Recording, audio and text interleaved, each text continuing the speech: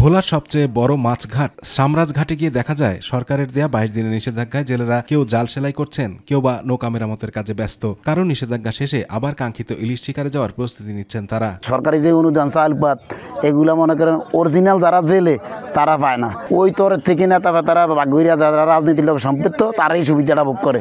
6 মাস জাল বাইয়ে টাকা পাইছি 12,000 টাকা, এ দিয়ে তো সংসার তো ভালো কথা, সার খরচাই হয় নাই, উল্টাই এই কর্ম করি আরো দেনা করা লাগছে। চরফ্যাশন উপজেলায় মোট 44,318 জন নিবন্ধিত জেলে থাকলেও 25 কেজি করে ভিজিএফ চালের আওতায় রয়েছে 35,386 জন জেলে। তবে জেলেদের অভিযোগ, নিষেধাজ্ঞার সময় জেলেদের জন্য বরাদ্দকৃত ভিজিএফ এর চাল সঠিকভাবে বিতরণ করা হয় না। নদীতে যে মাছ পরে মালিকের দিয়া দোয়ানদারের দিয়ে আমরা কিছুই ঘরে নিতেই না।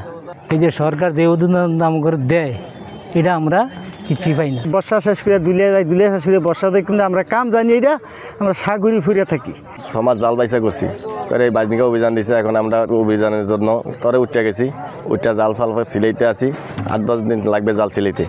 জালটাল সিলার পরে আমরা থাকার পর্ব বেকার। উপজেলা সিনিয়র মৎস্য কর্মকর্তা জানান, ইতিমধ্যেই 25 কেজি করে ভিজিএফ চাল বিতরণ শুরু হয়েছে। আগামী 12 অক্টোবরের মধ্যেই এই কার্যক্রম শেষ হবে। আমরা এই ভিজিএফ বিতরণের ক্ষেত্রে আমাদের যারা আছেন প্রশাসক, চেয়ারম্যান, প্যানেল চেয়ারম্যান এবং ইউপি সচিব, তাদেরকে কঠোর নির্দেশনা আছে যেন প্রকৃত মৎস্যজীবী এই ভিজিএফ থেকে কোনোভাবেই বাদ না যায়। আমরা এটা কঠোরভাবে মনিটরিং করব।